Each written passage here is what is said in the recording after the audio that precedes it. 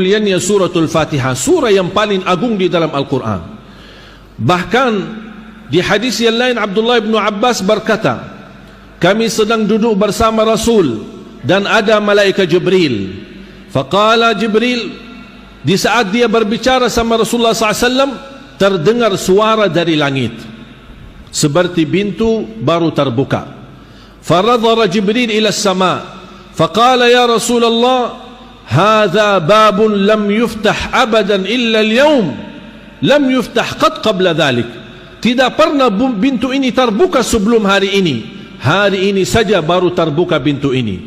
Dan dari pintu tersebut turunnya seorang malaikat ke bumi, dan kata malaikat Jibril, turunyalah malaikat tidak pernah sebelumnya turun ke bumi, baru kali ini pertama kali turun ke bumi. Fasallama hadzal malak, dia mengucapkan salam kepada malaikat Jibril dan kepada Nabi Muhammad sallallahu alaihi wasallam. Wa qala abshir bi nuraini lam yu'tahuma nabiyyun min qablika qat, suratul Fatihah wa khawatim suratul Baqarah. Ma sa'ala 'abdun biha illa u'tih. Sebagaimana kata beliau, berita gembira bagimu dan umatmu dengan dua cahaya yang tidak pernah didapat oleh nabi-nabi sebelummu. Cahaya yang pertama suratul Fatihah, cahaya yang kedua surah atau ayat-ayat yang terakhir daripada suratul Baqarah. Barang siapa yang memohon kepada Allah melalui dua cahaya ini, pasti diijabah oleh Allah Subhanahu wa taala hajatnya. Rawahul Imam Muslim. Yang lebih bergembira lagi, Al-Fatihah adalah salah satu surah, bahkan satu-satunya surah yang kita bisa membacanya dan sambil berdialog dengan Allah Subhanahu wa taala. Makanya disunnahkan dan beradab ketika kita membaca Al-Fatihah, baca bertahap-tahap, berlahan-lahan, bersatu ayat, tidak disambungkan ayatnya, agar Allah Subhanahu wa taala menjawab kita setiap kita membaca satu ayat tersebut. Sebagaimana bersabda Rasulullah SAW dari hadis Abu Hurairah yang diriwayatkan Imam Muslim, wa ahlus sunanil arba'ah, qala Rasulullah sallallahu alaihi wasallam, qala Allah Ta'ala, hadis qudsi, qasamtu as-salata baini wa baina 'abdi nisfain. Aku telah membagikan salat itu menjadi dua bagian. Qasamtu as-salata baini wa baina 'abdi nisfain. فإذا قال عبدي الحمد لله رب العالمين قال الله حمدني عبدي. Ketika hamba membaca alhamdulillahi rabbil alamin, Allah langsung jawab, hamadani abdi, hambaku telah memujiku. Wa idza qala abdi arrahmanir rahim qala Allah athna alayya abdi, hambaku telah memuliakanku. Wa idza qala maliki yaumiddin qala Allah majjadani abdi, hambaku telah mengagungkanku.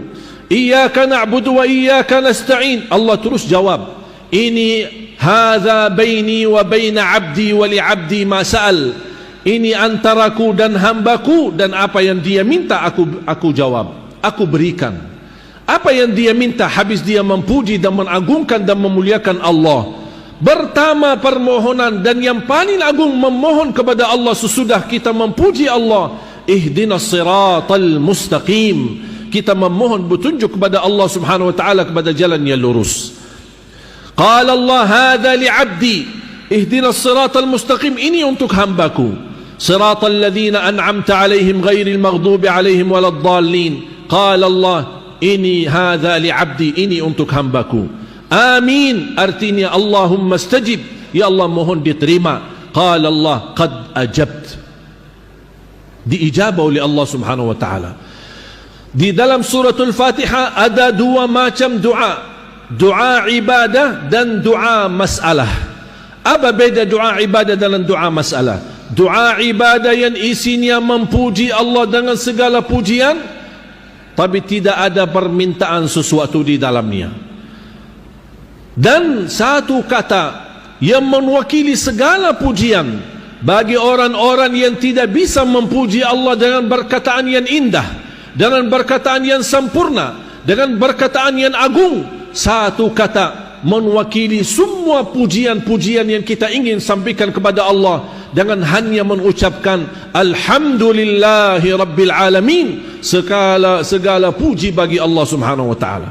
Bagi orang yang awam yang merasa dirinya tidak bisa memuji Allah, jangan sedih, jangan khawatir. Dalam sebanyak-banyak mengucapkan alhamdulillahi rabbil alamin, anda sudah mewakili segala pujian dan memuji Allah dengan perkataan yang tersempurna dan yang terbaik. Dan itulah yang disebutkan doa ibadah, yang kita puji Allah tapi tidak di dalamnya ada permintaan. Dan yang kedua doa masalah, yang isinya memohon sesuatu kepada Allah Subhanahu wa taala.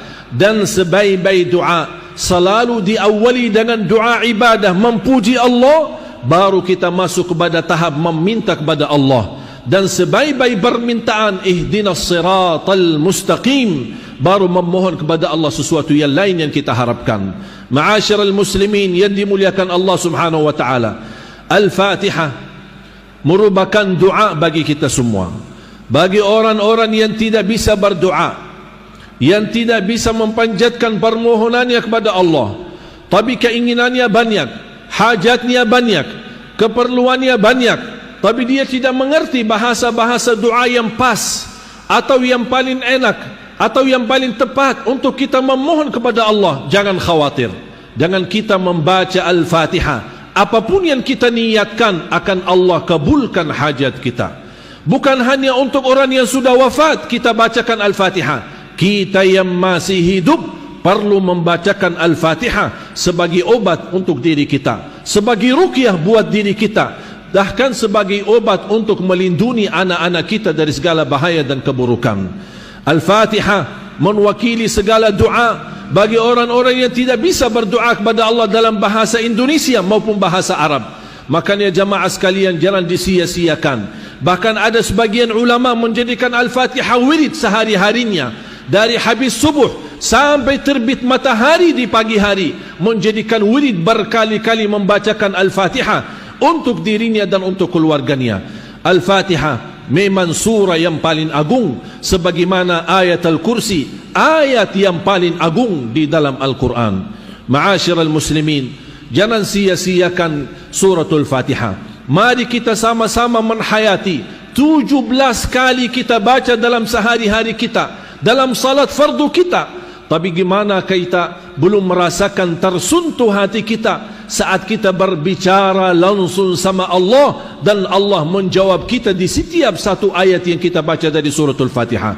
Rasakan keindahannya, keberkahannya, keagungannya dan kemuliaannya suratul Fatihah ini. Kita memang membutuhkan cahaya suratul Fatihah ini dalam kehidupan kita. Mudah-mudahan dengan keberkahan, kekuatan dan keagungan suratul Fatihah, kita dapat diantarkan oleh Allah kepada husnul khatimah dan mendapatkan pahala menjadi orang-orang yang baik dan salih-salihah, dan juga mendapatkan menalirkan pahala bacaan Al-Fatihah kita untuk kedua orang tua kita, untuk para guru-guru kita, ulama-ulama kita. Dan mudah-mudahan dengan kita selalu membaca Al-Fatihah, Allah lindungi negeri kita Indonesia dari segala bahaya, bencana dan segala bala dan musibah. Dan selalu kita membacakan Al-Fatihah, apapun yang kita niatkan pasti Allah kabulkan. Ada orang membaca demi hidayah, ada orang yang membaca demi petunjuk, ada orang yang membaca demi kemudahan rezeki, ada orang yang membaca untuk merubah doa bagi orang tuanya, ada orang yang membacanya untuk anaknya, ada orang yang membacanya supaya dia selamat dan lancar segala urusannya. Apapun yang kita niatkan, kita ingat firman Allah, qul huwa lilladzina amanu hudan wa shifa. Al-Quran itu dan segala isinya, apalagi surah yang paling agung, petunjuk dan syifa, obat dari segala penyakit batin maupun penyakit zahir. Mudah-mudahan kita selalu menjadi orang-orang yang mencintai Al-Quran, mencintai suratul Fatihah, dan bisa menjadikan Al-Fatihah sebagai wirid kita sehari-hari, agar kita selalu dalam kehidupan kita dilindungi oleh Allah dan mendapatkan keberkahan lahir dan batin daripada suratul Fatihah. Barakallahu li wa lakum fil Qur'anil azim wa nafa'ni wa iyyakum bima fihi min al-ayati wadh-dhikril hakim. Aqulu qawli hadha wa astaghfirullah li wa lakum wa li sa'iril muslimina wal muslimat min kulli dhanb fastaghfiruhu innahu huwal ghafurur rahim. salah satu amalan yang terbaik di hari Jumat adalah sebanyak-banyaknya bersalawat kepada Nabi Muhammad sallallahu alaihi wasallam. Rasulullah sallallahu alaihi wasallam bersabda di hadis yang diriwayatkan Imam Muslim, "Man shalla alayya wahidah, sallallahu alaihi biha ashra." Barang siapa yang salawat kepadaku satu kali akan mendapatkan 10 kali rahmat. Itu kalau di hari-hari biasa. Tapi lebih utama dan lebih khusus di hari Jumat, sebanyak-banyaknya kita bersalawat. Karena Rasulullah sallallahu alaihi wasallam bersabda, "Akthiru alayya minas salati fi yaumil jumu'ah, fa inna salata ummati ma'rudatun alayya fi kulli yaumi jumu'ah." فمن كان أكثرهم علي صلاة كان أقربهم مني منزلة. Hadis hasan di kitab Sahih At-Targhib. Ini salah satu berita gembira dari hadis Rasulullah SAW yang hasan ini. Bagaimana kita sebanyak-banyaknya kita bersalawat berarti akan menjadi posisi yang terdekat sama Rasulullah SAW. Sebanyak-banyaknya kita bersalawat khususnya di hari Jumat. Makanya ada seorang guru saya, seorang ulama, Syekh Muhammad ibn Muhammad Al-Mukhtar Al-Shanqiti, seorang ulama di Masjid Nabawi. Ketika kami duduk di majlis dan beliau dikenal sebagai ahli zikir dan sangat luar biasa cintaannya beliau kepada Rasulullah dan Ahlul Bait. Sambil beliau pernah berkata, ketika ditanya sama seorang yang duduk di majlis, mana yang lebih utama di hari Jumat? Banyak baca Quran atau banyak bersalawat? Beliau langsung menjawab dengan tegas, sebaik-baiknya di hari Jumat khususnya lebih baik banyak bersalawat kepada Nabi Muhammad daripada banyak membaca Al-Quran. Apa alasannya? Karena kata beliau, itulah permintaan Nabi kita Nabi Muhammad sallallahu alaihi wasallam. Akthiru alayya minas salati fi yaumil jumu'ah. Banyak salawatlah kepadaku di hari Jumat. Kenapa khususnya di hari Jumat? Karena setiap hari Jumat Rasulullah SAW bisa mengenal salawat kita. Ada malaikat yang punya tugas membawa salawat kita kepada Nabi Muhammad di Madinah. Ya Rasulullah, ini salawat si fulan dari Solo. Ini salawat si fulan dari sana, dari sini. Dan Rasulullah SAW bisa mengenal nama kita karena kita bersalawat khususnya di hari Jumat. Ini keistimewaan yang saya harap jangan disia-siakan. Pagi berdiri, duduk dimanapun kita berada, terus kita bersalawat. Baki Sayyiduna boleh, tidak baki Sayyiduna boleh. Mau yang panjang boleh, mau yang pendek boleh. Mana yang anda suka, silahkan. Sebanyak-banyaknya salawat.